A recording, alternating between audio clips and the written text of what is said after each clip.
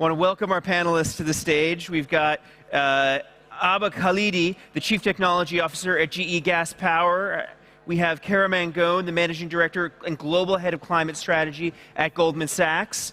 We have André, the Founder and Chief Executive of C5 Capital.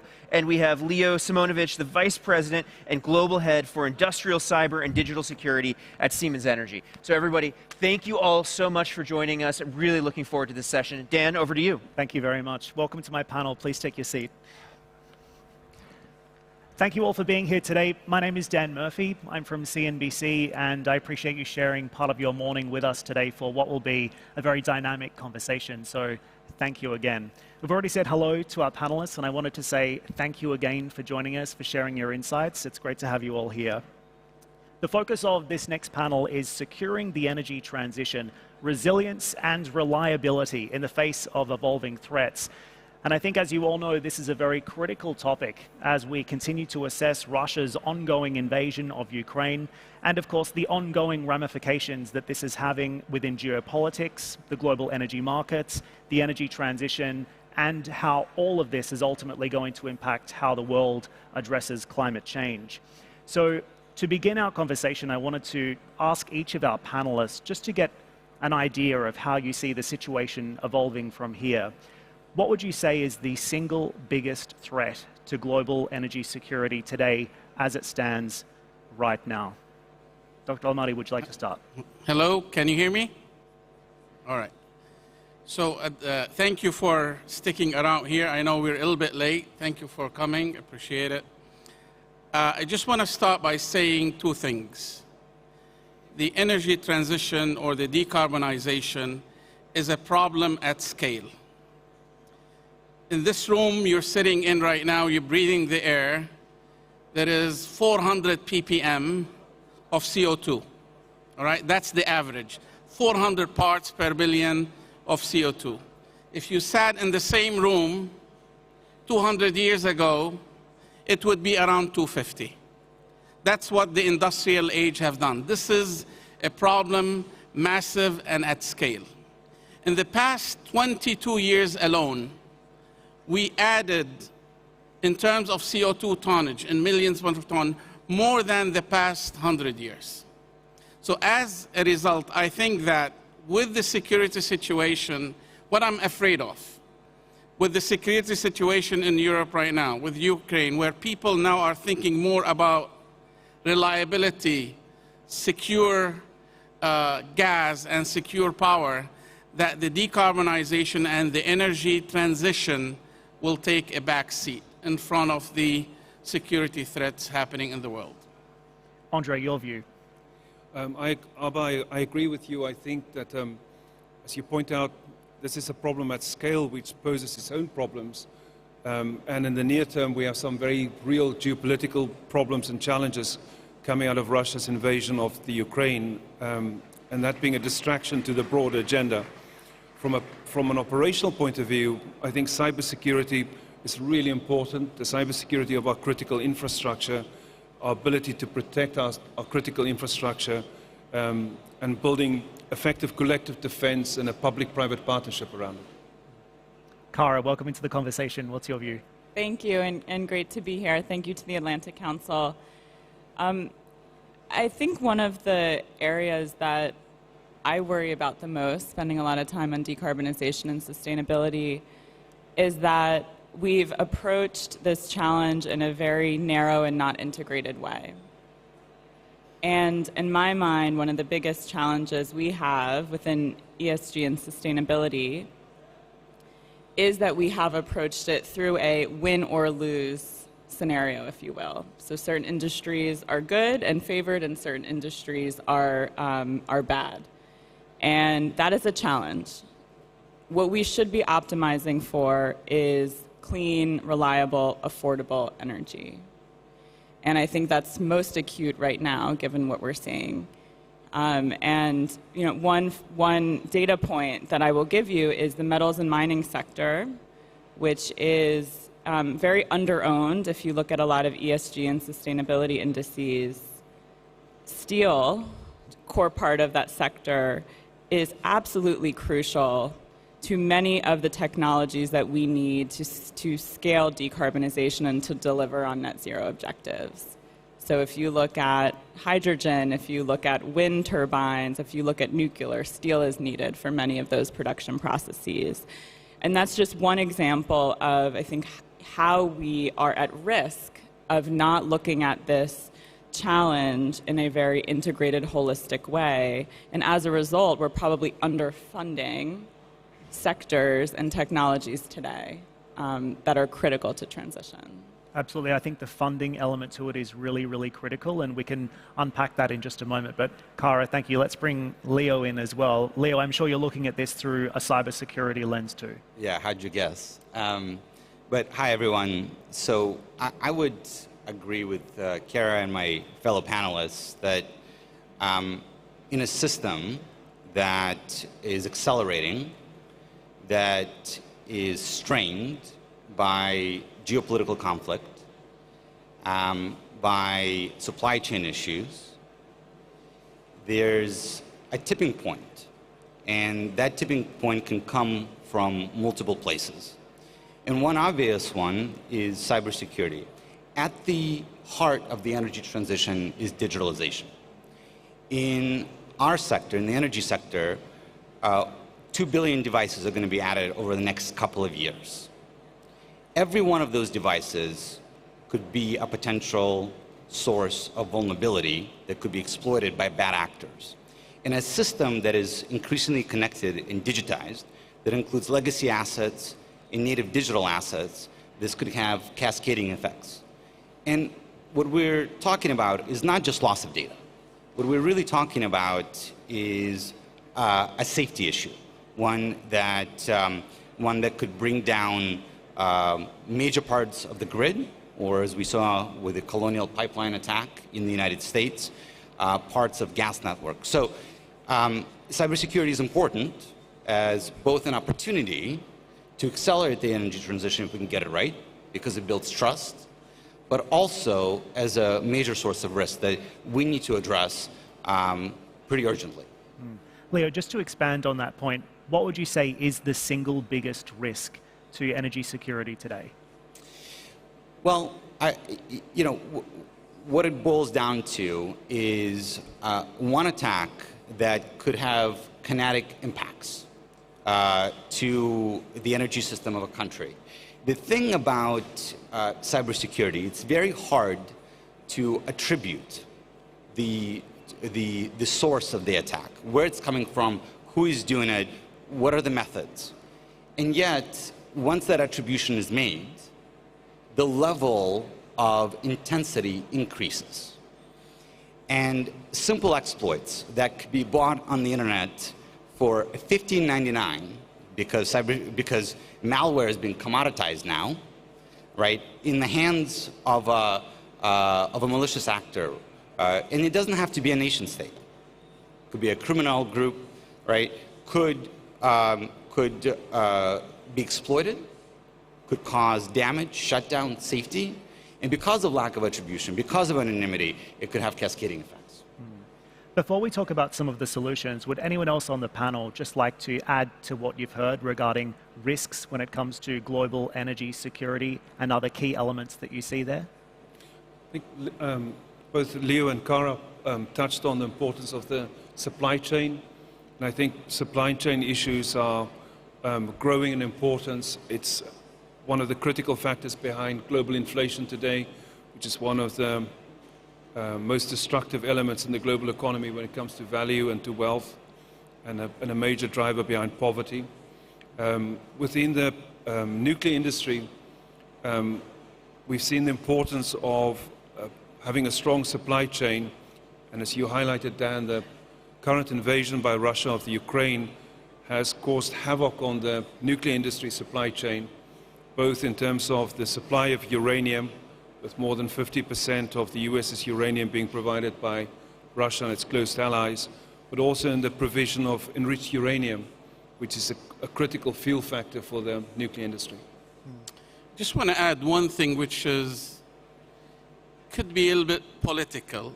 It took the world several decades until 2015 to arrive at almost a consensus in Paris that global warming is happening and it's due to greenhouse gases, and the commitments started flowing. It took us a lot of debate. For decarbonization to happen, as we saw in COP26, you need a cooperative and collaborative world governments. The risk I see right now, the world is sharply polarized, and the world is being divided along with and against. And as a result, these collaborative, think about the slush fund that was put aside for the developing or underdeveloped countries to get out of coal, like South Africa or Indonesia. That required a cooperation. That required somebody saying, I'm going to spend $100 billion on decarbonization and not on javelins and other, because we were in a mood of really fighting this. I'm afraid that the world has shifted a little bit, and that's, to me, it's a big risk. Kara, you agree, disagree? I'll add, no, I agree. And one area that it's prompting for me that I'll just expand upon a little bit is so many of the assumptions that have made, and I know it could be a controversial document, but the IEA net zero, 1.5 degree scenario, one of the really crucial elements that are included in that discussion is actually around consumer behavior. And I think a lot of what is often talked about on decarbonization and climate goals and energy is how do we balance 1.5 degree ambitions, and how do we think about that through the supply side. But there are assumptions in that report that look at, how quickly we're driving our cars, or are we able to cool our houses in a different way? Are we able to tolerate slightly warmer temperatures? Those are actually pretty significant impacts. And so in my mind, one of the big areas from a risk perspective that we do need to be thinking about, I mentioned there's access affordability. How does this look in emerging markets, developing markets? And in developed markets, how can we do our fair share to make some of these consumer changes? And at the policy level, how can we incent some of those changes? And the incentives are really important as well. Sorry, Leo, did you want to say? Yeah, I was just going to pick up on that point around incentives and say, when we talk about security in general and risks, those that are in the profession tend to be a bit gloomy.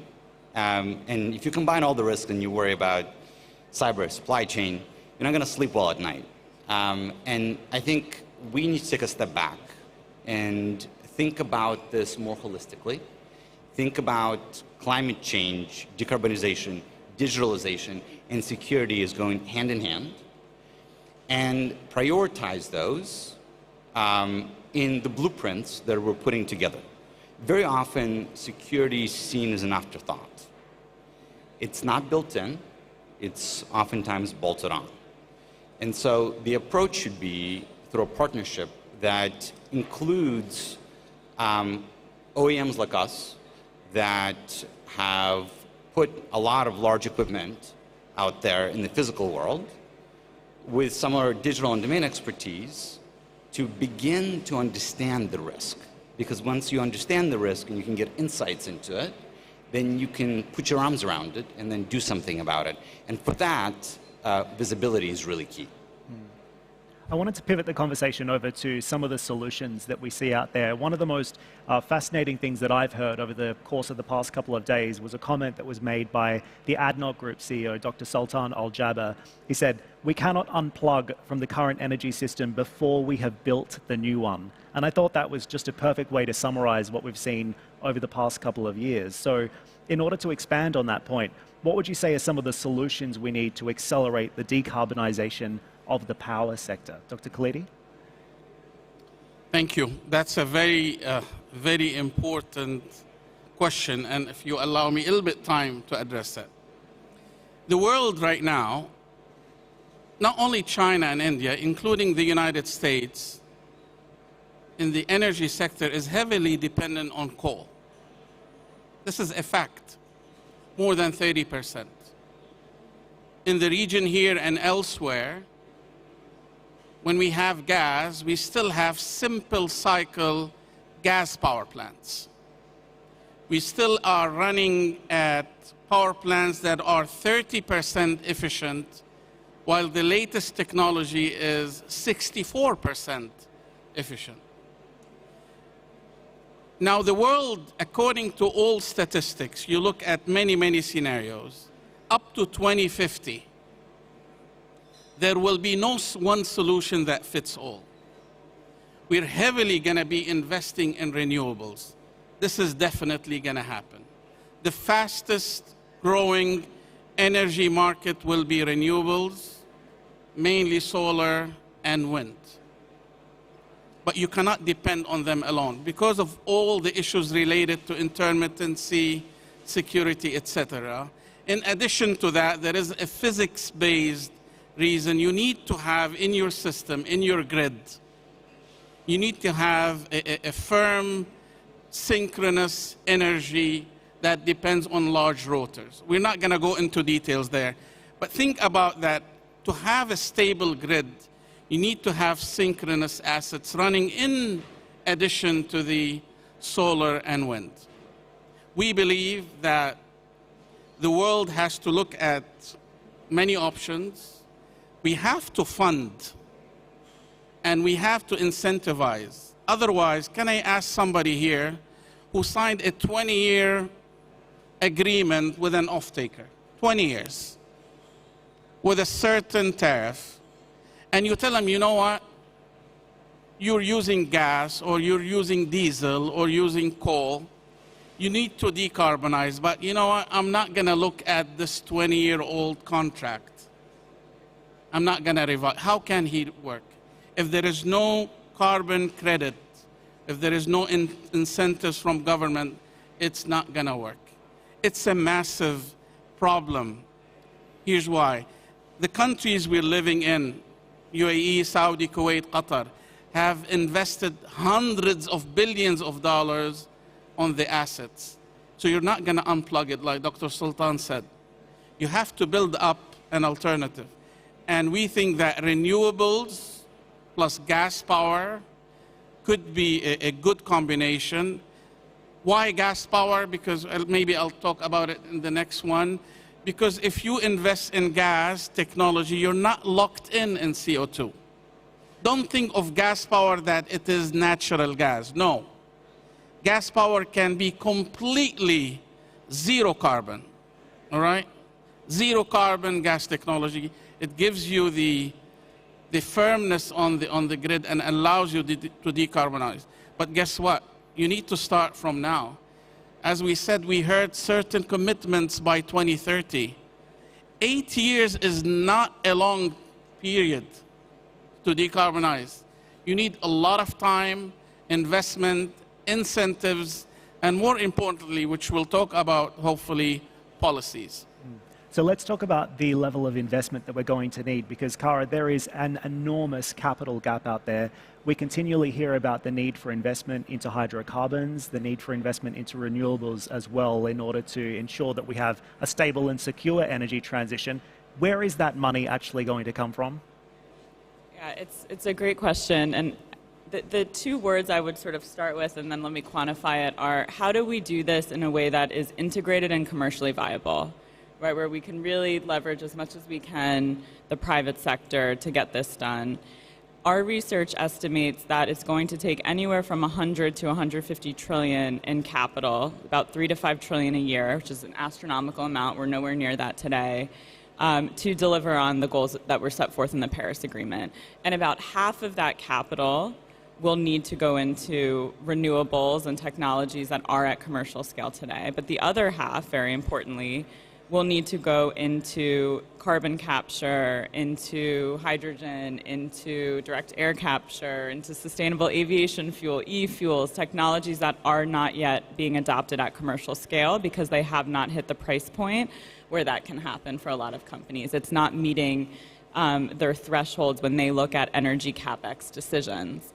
And so I think what that tells you is we're going to need a little bit of both. We're going to need to continue to scale up investment in decarbonization. We're investing, we're at about a third of the renewables capacity that we should, where we should be to align with what was set out in the IEA Net Zero report, so a lot more investment in decarbonization renewables. But back to the point that I mentioned at the beginning, how do we do this in a way that's commercially viable, which means that we cannot pull out financing from the exact sectors, the oil and gas sector, metals and mining, real estate, agriculture, these sectors that are really crucial to transition, that actually need the capital, that need the support to be able to execute on that. And then the last piece I would add is public-private partnership can be very powerful when you're looking at ways to actually make technologies and or investments in regions commercial when they may not be there, at the moment today. Blended finance is a great way to do that. We are piloting this, actually. Goldman Sachs has created an innovation facility focused on South and Southeast Asia in ways that we can actually look at low-carbon solutions, and we're working with the Asian Development Bank to be able to do that in Bloomberg Philanthropies. And I think that's a great example of there's a lot you can do within the private sector to support these industries and to support these technologies. But then when it's not really an opportunity, it may not hit a internal rate of return or cost of capital decision within a company. How do you actually come together with others, with partners, with development banks, with nonprofits to be able to really accelerate the transition? And not just that, but bring the cost down Yes. to a point where it's going to be accessible. André, did you want to speak to that as well? Dan, I think innovation has a really important role to play here. And so as a venture capital firm at C5, we're very focused on investing in innovation in the advanced nuclear sector. And we've seen a complete sea change in the safety and security of nuclear reactors with the onset of small modular nuclear reactors as a major form of innovation. And in this regard, the US is leading this market, the development of this market globally. And alongside renewables and this bridge which we need to build from the existing industries, I think advanced nuclear has a very important contribution to make to provide a secure and always-on source of fossil-free energy for the future to enable us to reach these goals. As I understand it, the company just made an investment into a business called X Energy. That's right. We've correct? invested in X Energy, one of the leading advanced nuclear companies in the US.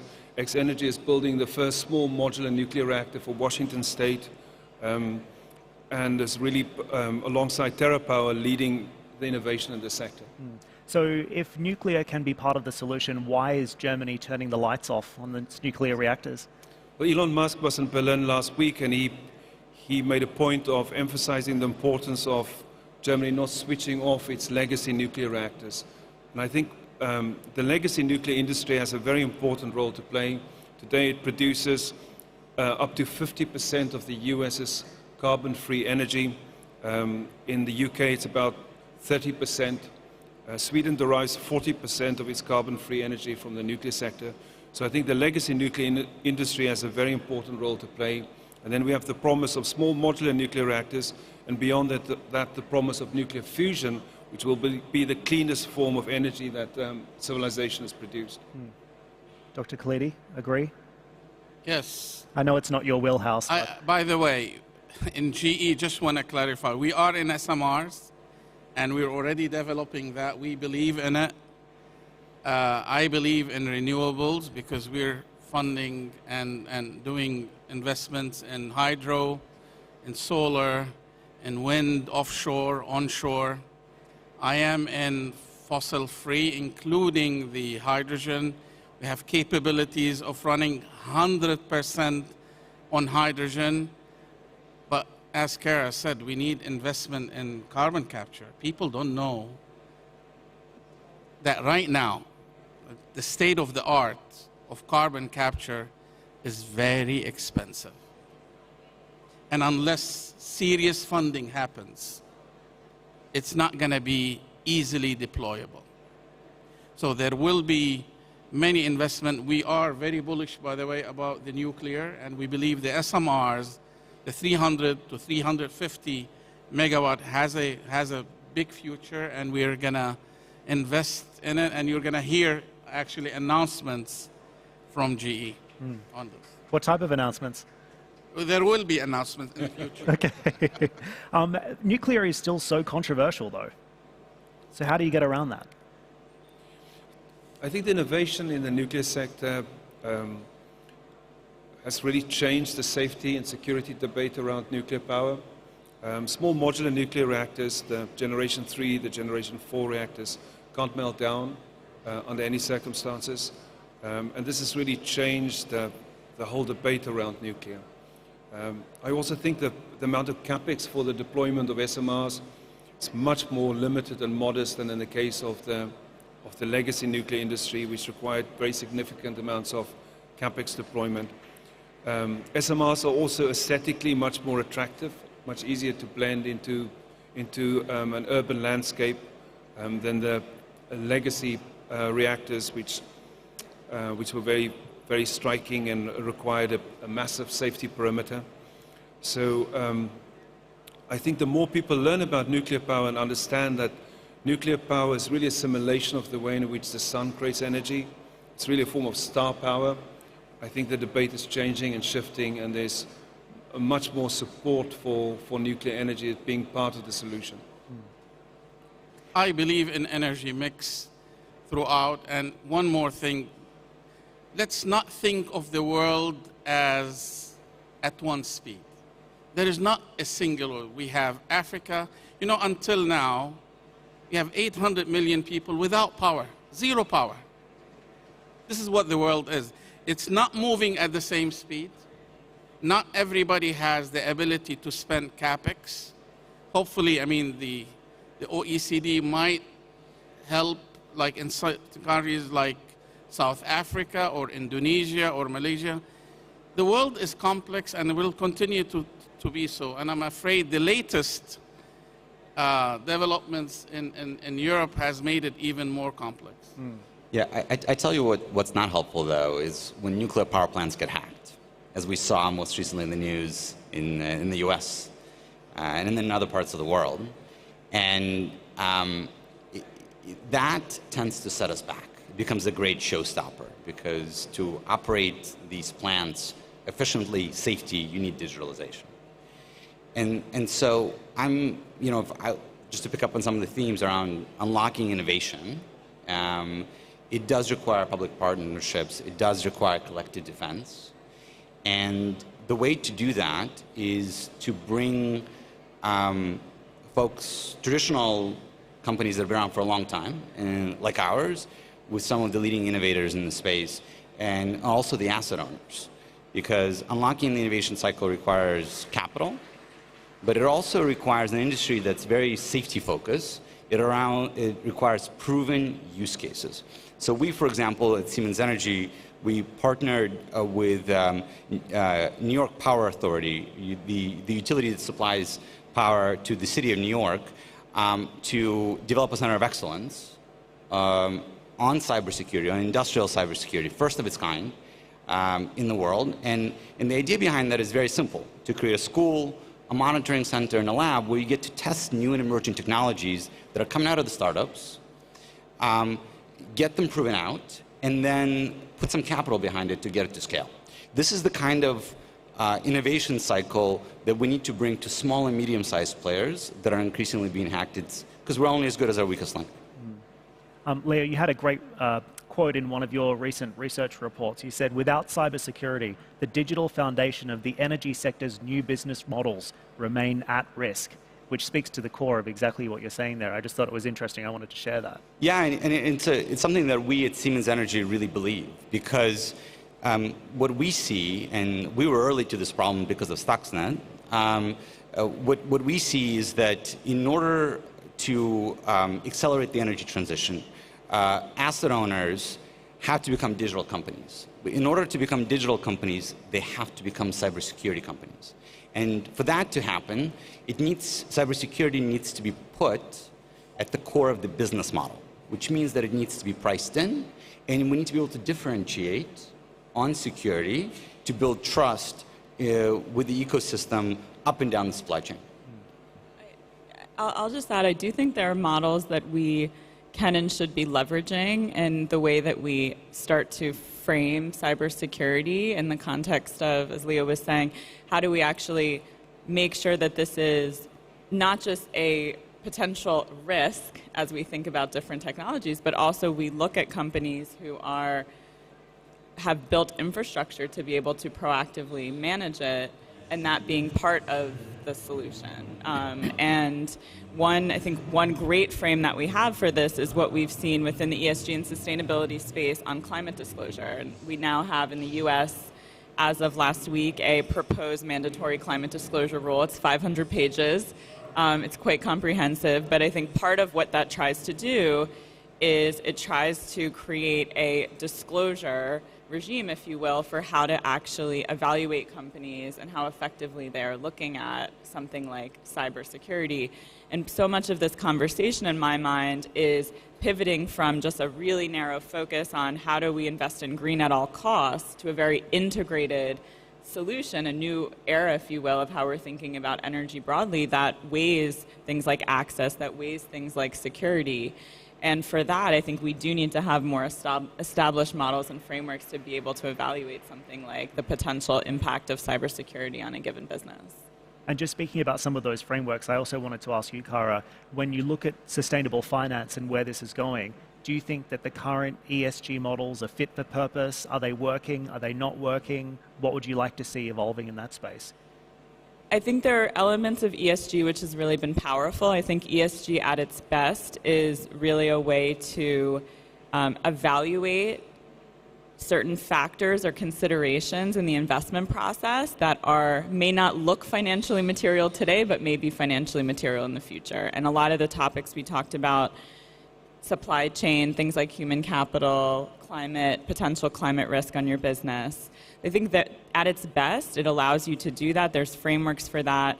It's obviously contributed significantly to a lot of the investment and awareness around decarbonization, which has been really helpful and constructive.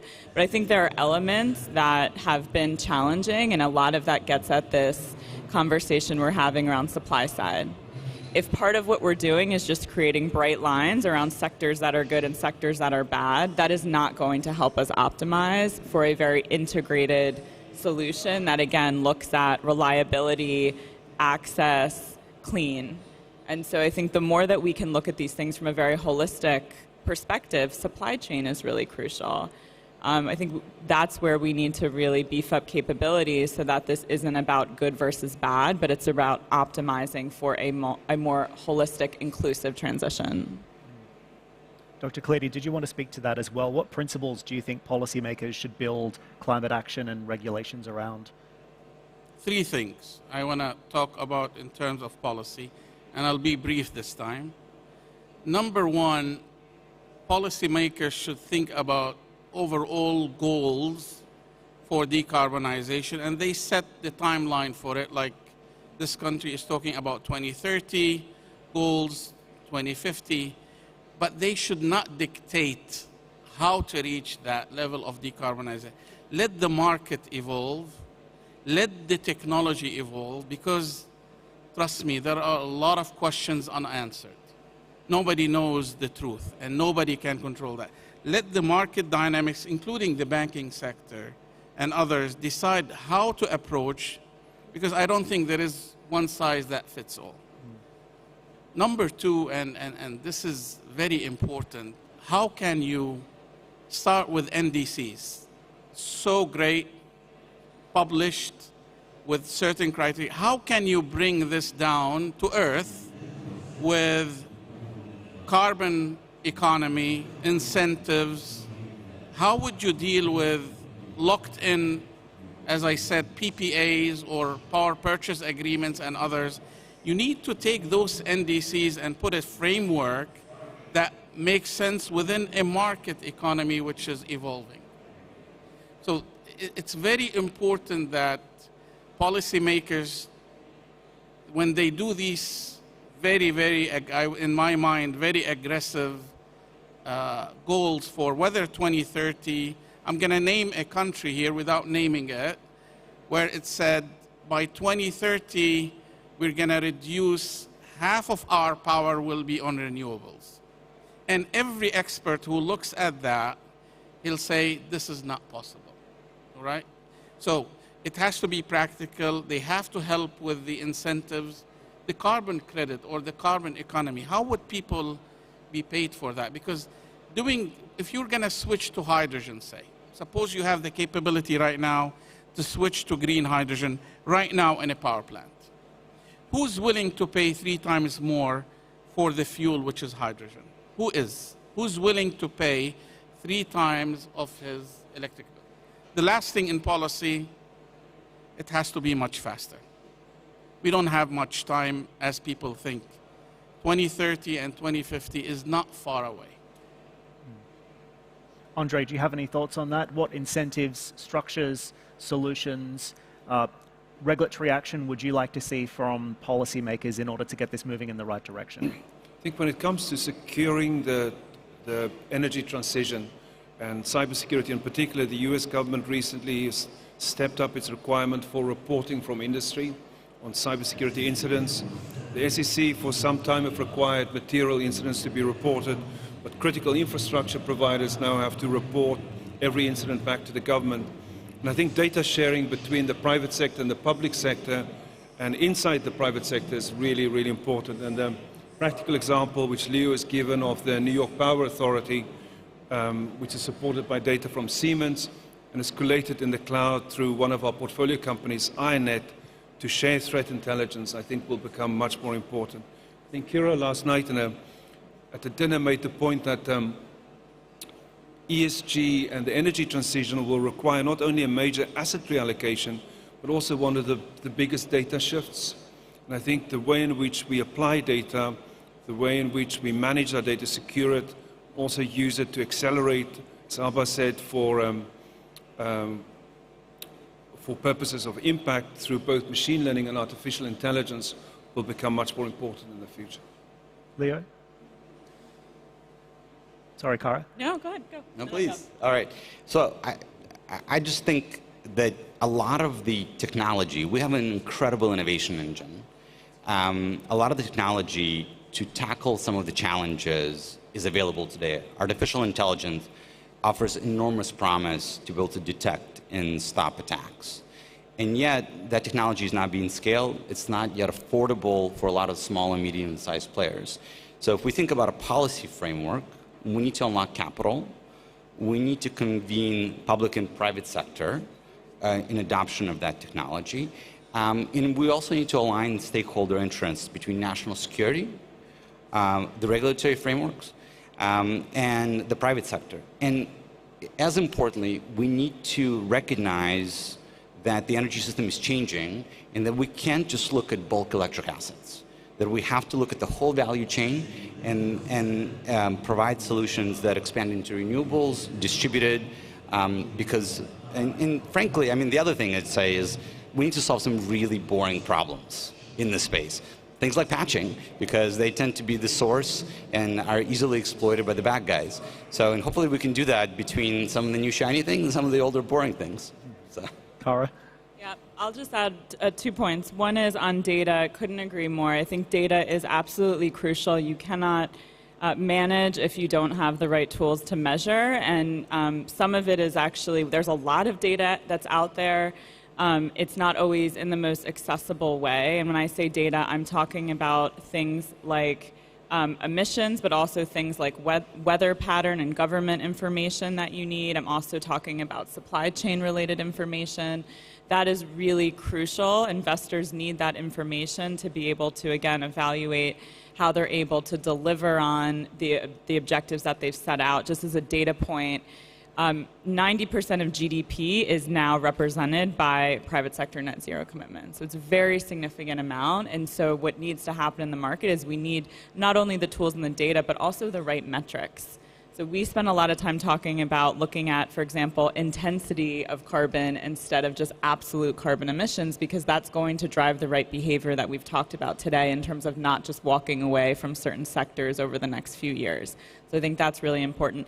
And then second point, more broadly on solutions and what to see from policy, I think signals and incentives are very powerful. I mean, we saw in the U.S. a tremendous amount of uptake in solar. That's through the solar tax credit. That was part of what has happened.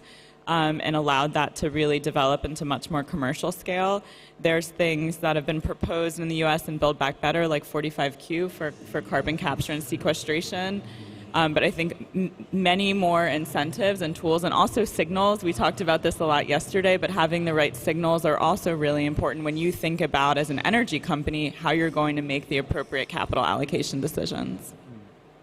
It's been a fascinating conversation so far. Unfortunately, we are rapidly running out of time, but I did want to thank my panel for joining us today, and we do have another exciting panel coming up for you right after this, so please give them a round of applause. That is Dr. Khalidi, Chief Technology Officer at GE, Cara Mangone, Managing Director, Global Head of Climate Strategy at Goldman Sachs, André, the Founder and Chief Executive of C5 Capital, and Leo Simonovich, VP and Global Head, Industrial, Cyber and Digital Security at Siemens Energy. Thank you again. We appreciate it. Thank you. Thank you. And do stay with us because, as we mentioned, we have another really exciting panel coming up for you in just a few moments' time. We're moving into where does ESG go from here? And I also wanted to welcome up my good colleague, Mustafa Al-Awawi, the Assistant Editor-in-Chief at The National, who's going to take the stage after this. So thank you again for joining us.